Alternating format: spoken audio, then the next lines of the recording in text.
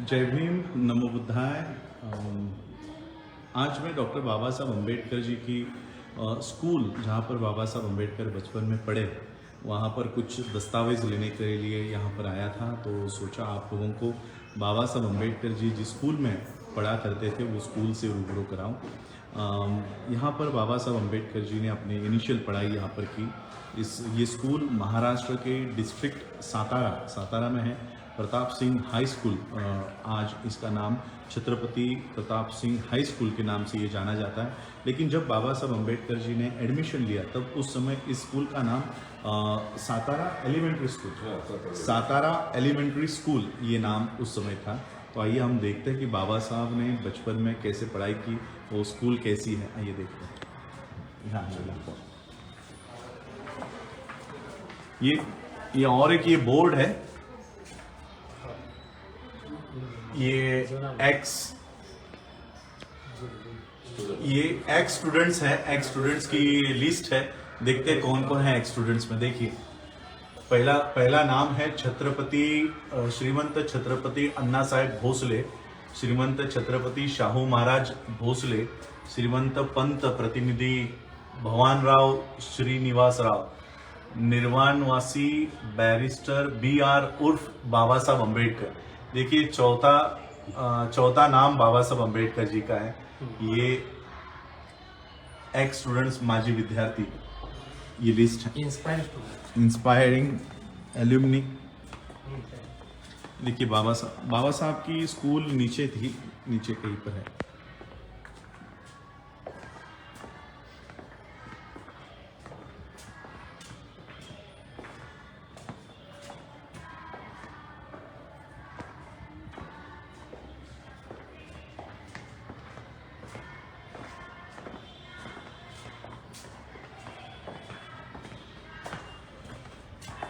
ही तेव्हाचीच building आहे। हो, त्यावेळची बिल्डिंग आहे.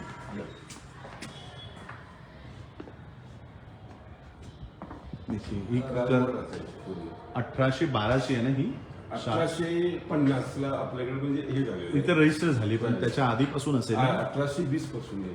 परंतु 1820 ला विशिष्ट अशा प्रकारची पाठशाळा वगैरे होती. अच्छा, ये स्कूल 1821 का है, 1821। आज चल रहा है 2021 चल रहा है, आज 2022 ने 1821, 1921 और 2021 200 साल कंप्लीट हुए हैं इस स्कूल को। ये स्कूल कुणी ही स्थापन केली होती शाळा?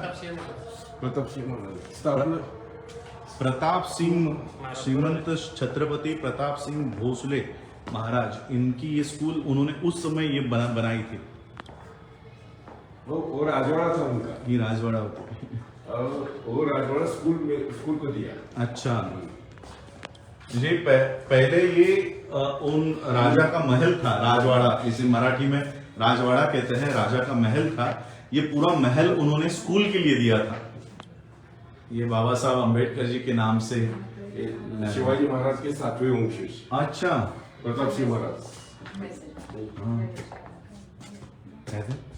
ये शिवाजी महाराज के 7वें वंशज थे, जिन्होंने ये पूरा उनका जो महल है ये स्कूल के लिए दिया था।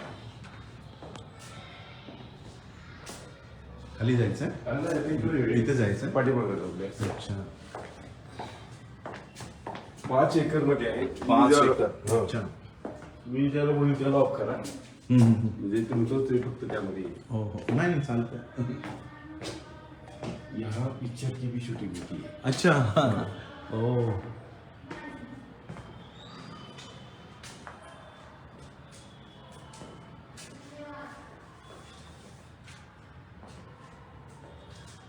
तेव्हाच असेल ना सगळं? शिसवला पुढे. अच्छा, आणि वर आहे ते सागवान आहे. हे आता खूप महाग आहे. अच्छा, याचीच प्रॉपर्टी, ह्या लाकडाची किंमत आज कोट्यावधी रुपये. करोड़ों। देखो ये जो पिलर्स आप देख रहे हो, पिलर्स मेरे पीछे ये जो दिख रहे हैं, ये पिलर्स लकड़ी के हैं। इनकी कीमत आज करोड़ों में है।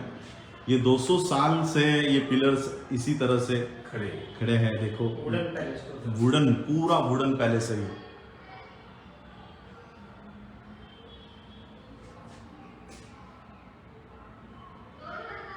एकच रहे अच्छे बहुत आदमी है, ये स्कूल के लिए अच्छे काम करते हैं। अच्छा अच्छा अच्छा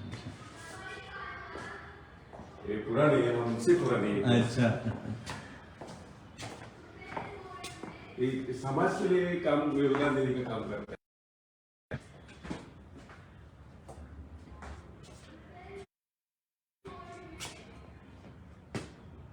देखो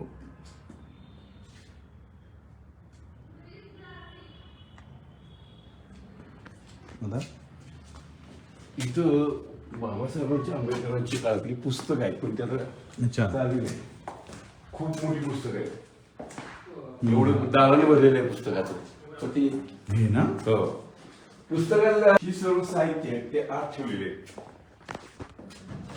त्या काळातले आहेत. नेटवर्क जाने की वजह से आप लोग ये देख नहीं पाए, ये ब्रिटिश के समय से ये लैब है और यहाँ पर ये जो लैब देख रहे हो, ये जो ग्लोब है पृथ्वी, ये भी शायद ब्रिटिश वहीं से आई है, ब्रिटिश इंग्लैंड से ही। और ये जितना भी साहित्य है ये सारा इंग्लैंड का है, उस समय का है. देखो वाफेचे इंजिन. आणि निश्चित या साहित्याला कुठेतरी त्यांचा स्पर्श झालेला असणार आहे.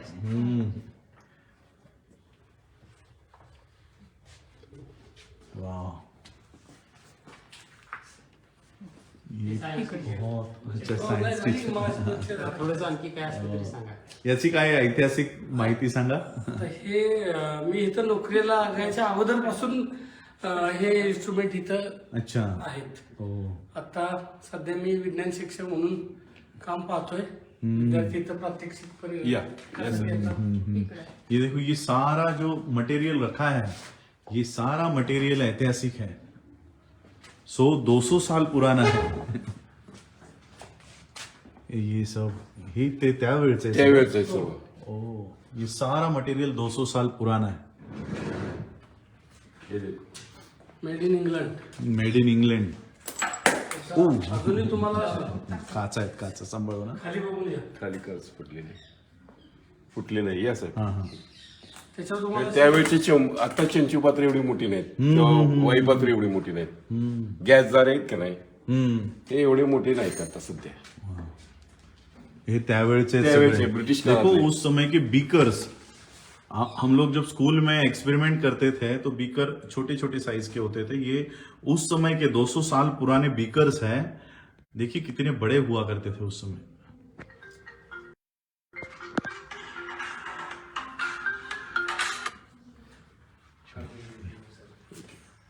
म्हणजे आता मायक्रोस्कोप. ते एकदा आम्ही मांडलं होतं, त्याला ह्याला कॉन्झर्वेशन केलं पाहिजे. आणि हा हा याला जतन करून ठेवलं हा, पाहिजे. त्याला खास अशी खोली केली पाहिजे. त्या काळातलंच आहे ते. अच्छा ये भी आहे पण. इथे भारतामध्ये ते त्या तयारच होते. हाँ मानवीय अस्थिपिंजर, ये भी 200 साल पुराना है.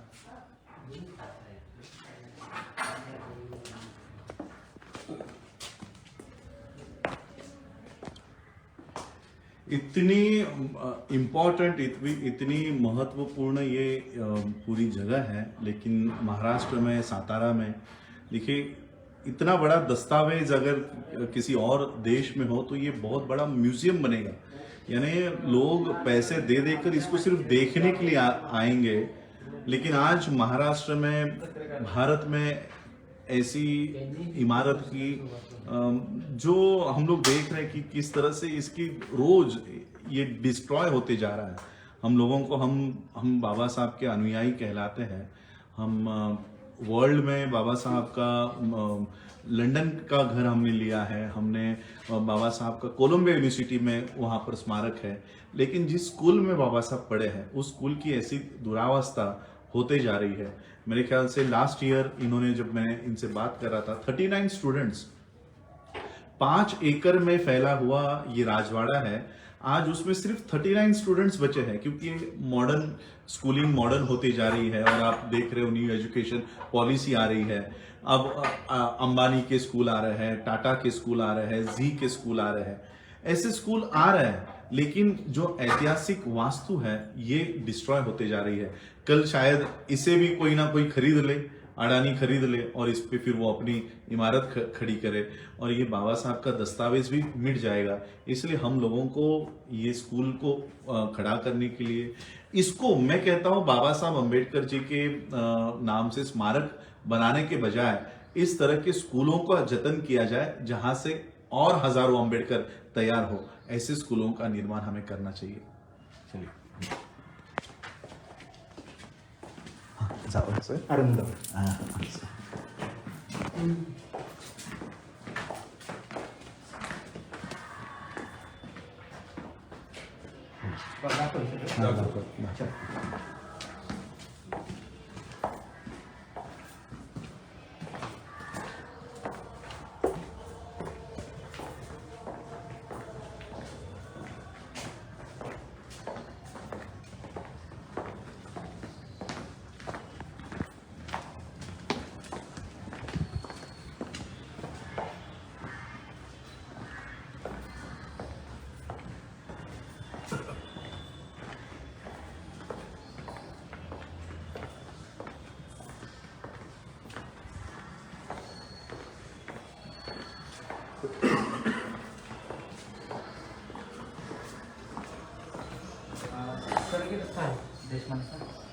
सर गेले आताच, त्यांच्या मीटिंग्स होत्या ना।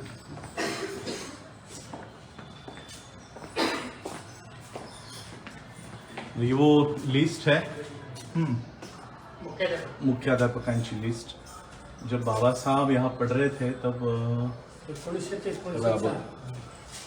जोशी, रावबहादुर ग जोशी,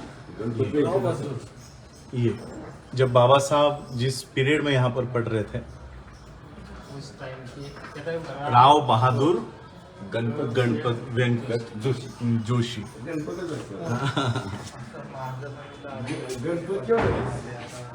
ते जरा सर्टिफिकेट काढा ना संदीप, सर्टिफिकेट काढा। और आज बाबा साहब के दस्तावेजों में, बाबा साहब के डॉक्यूमेंट्स में एक और डॉक्यूमेंट आज से ऐड होने जा रहा है और वो डॉक्यूमेंट है बाबा साहब का लिविंग सर्टिफिकेट। ये लिविंग सर्टिफिकेट आज तक किसी ने यहाँ से दिया नहीं था, तो ये लिविंग सर्टिफिकेट आज मैंने यहाँ से प्राप्त किया है।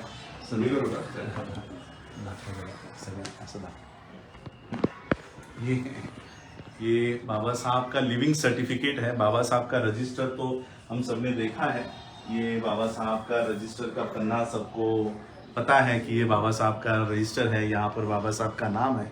लेकिन इस रजिस्टर के ऊपर से जो लिविंग सर्टिफिकेट बनाया जाता है, वो लिविंग सर्टिफिकेट आज तक किसी ने बनाया नहीं था।